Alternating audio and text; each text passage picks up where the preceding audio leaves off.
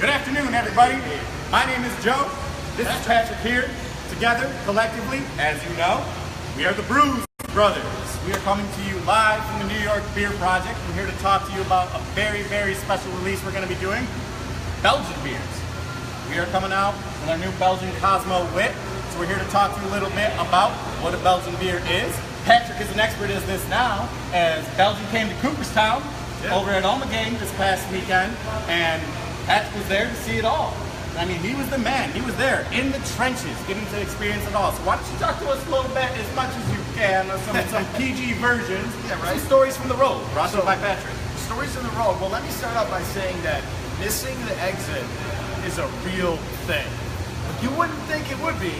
You know, because I've never experienced it myself, actually, Patrick. Well, you know, you drive 3.5 hours straight down the New York State Thruway, and you've got one job: get off at exit 30. And I gotta be honest, I failed at that job. So it must have been you driving and not Jason the brewer, because I've ridden with Jason before. I know he's an excellent driver. He was talking, and I swear he was listening, and I blew right past it. But I'm making a habit of doing that. So heads up, you gotta pay attention for that. That happened in New York City too, as well, didn't it? You're batting 1,000 right now. You're just, we're gonna take your license away. Why don't you have another beer, and then we'll talk from there. Yeah. But we did make it there safe, and it was really an awesome time.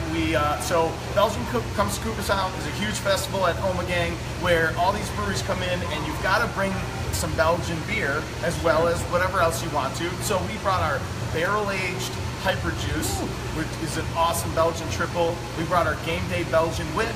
We brought Destination IPA and Supernatural, and we just had an awesome time down there. One cool thing was it was camping, and all these Western New York breweries were down there, and we sort of made a nice little makeshift tent city, and it was really cool. The Western New York brewery community. Yeah. Really, they actually really came together, and we had a nice little show for everybody else down there. And if you stumbled on our party, you definitely stumbled into the right party. Sure, it was a party. Yeah. It was awesome.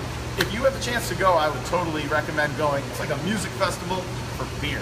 It's kind of the vibe that I got out of it. That's awesome. Yeah, it was awesome. So, and Patrick managed to bring a little bit of Belgian back from Cooperstown to the New York Beer Project. So now Belgians come to the New York Beer Project with our release of our Cosmo Wit beer that we're going to be talking about. So, when you're talking about Belgian beers, the biggest flavoring component that you're going to want to be talking about is going to be the yeast strain, which in my opinion is probably the most underrated out of all the big four ingredients for beer. It's the powerhouse. It's what makes beer beer. It creates the alcohol. It's the reason that we drink beer, is the yeast. So that Belgian strain of yeast is going to add a lot of really interesting flavor components to the beer itself. A lot of banana, fruity, clove, pepper type of flavors that you're going to be getting strictly from that yeast. So when you're talking about Belgian styles, everybody always knows about your singles, your doubles, your triples, your quads. Now when you're talking about those specific styles, you're talking about a lot of differences between all those, but the biggest thing is going to be the amount of malt that's used. Higher the number, the more malt that's used. The more malt that's used, the more sugar you're going to get. The more sugar you're going to get, the more alcohol you're going to get. The more alcohol you're going to get, the more you're going to forget that you had this conversation in the first place. Hyper-juice confession. Hyper-juice confessions. Yeah, absolutely. Absolutely. But the big thing to remember, especially with singles, doubles, triples, quads, is that doubles, double D. Double usually means dark. So if you like your darker beers, always look for a good Belgian double.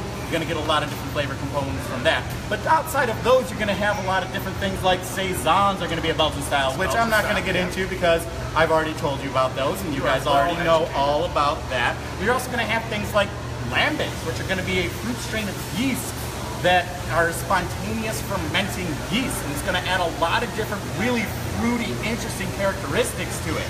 And then you're going to have things like Trappists. Now, a lot of people think that Trappist is a style of beer. Really, the only main style of beer is that it comes from a Trappist monastery. It is brewed by monks specifically to support their monasteries. So a lot of the profits from the Trappist styles of beers that you're going to be purchasing are actually going to go back to the monastery to help support them. So every glass of Chimay that you drink is actually going to be supporting its Beers for God, people. It's an easy way to buy yourself into heaven.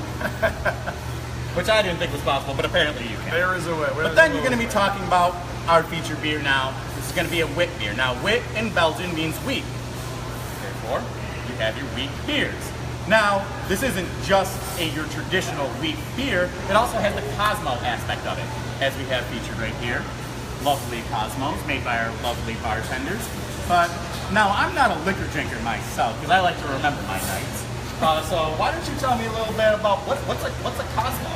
So a Cosmo, or a cosmopolitan, right, is traditionally a drink made with vodka, lime juice, cranberry juice, and some triple sec or Cointreau. So any type of like citrus liqueur kind of flavoring. Okay. Correct. Yep. And you mix the ingredients over ice and then strain into a martini glass, and it's usually garnished with a lime twist. And so the kind of the history of cosmopolitans is funky. It's disputed who kind of came up with the cosmopolitan. As most of history is disputed these days. So there's like early versions in like even the 1930s of basically this drink, but not called the cosmopolitan. The cosmopolitan thing came from a story about somebody making this particular concoction and somebody in their bar saying, "Oh, that's so cosmopolitan," and boom, the name was made. Or there's also a story about where the drink generally came from, that people just were drinking martinis just because they liked the cup and the way that it looked, or the glass, and they kind of felt fancy for it, but they wanted to come up with a drink that was more palatable to everybody, but still could be, still could look great in the glass. And that's kind of maybe where the inspiration for the Cosmopolitan came from. But it's still widely regarded that it came around basically in the 1970s and has been popular ever since. Yeah. So what we've tried to do is take some qualities from the Cosmopolitan and meld it with our wit beer, and we've made Cosmo Wit. That's a great history, because here I thought Cosmos weren't invented until like the late 90s, early 2000s with Sex and the City being as a guilty pleasure of mine. I can't even, I am a Samantha, what can I say? But, you know, yeah, so we've tried to impart that in with our Cosmo Wit by adding the zest of 44 limes into this beer. Not 45, not 43, 44 limes zested went into this beer, which is trust me, and you can ask Patrick, as I did get to see Patrick, our brewer. It's a long, arduous process to zest 44 limes, as we did experience and get to watch, humiliating him one day. So that went into this, as well as a little bit of cranberry flavoring components. I'm sick of talking about it. Let's try it. Let's try it. Yes, you can try it today here at 5 o'clock. Yeah. We're going to give a little preview here. Hey, cheers. Excuse me. Beautiful looking, by the way. Oh, and beautiful tasting. You definitely get a lot of that lime flavor right up front with that. Wow. And even that fennel sort of yeast character that you're talking about, I can smell it right Finishes with a good cranberry, like, wow. Sweetness. As a man who doesn't like fruit beers, I gotta say, that is a really good beer. Good job, Jason. Yeah, good job, bud. Very balanced, subtle kind of flavor in there. I feel like I get the cranberry and the lime at the end, but I also get the wheat characteristic in the beginning. That is tasty. At the end of the day, we could talk all day about beer, as you guys know, but the only way to really figure it out is to come out here, try a glass for yourself. Come out tonight. I'll be working, not playing in trivia, unfortunately, so you guys have some good competition. I'm not going to kick everybody's butts like I normally do. What can I say? So come out for that. Come out and watch the Bills, first preseason opener. Come and watch our D-League play against the Vikings D-League, essentially. Yeah. Arena football. I like it. And then Friday night, we've got Bands in the Brewery again, another installment. Awesome. Powerhouse is going to be the band. Should be an awesome Big, show. Fun, rockin' brewery tour and everything. And make sure you guys, next week, you tune in next week. As you guys see, we have these barrels behind us. We're going to be doing a special barrel release in here, which we're going to be talking about. So make sure you tune in next week. You check us out. Coming out and visit us. Yeah, we'll see you here. Guys. Enjoy it, guys. Cheers. Cheers. Go Bills. Go Bills.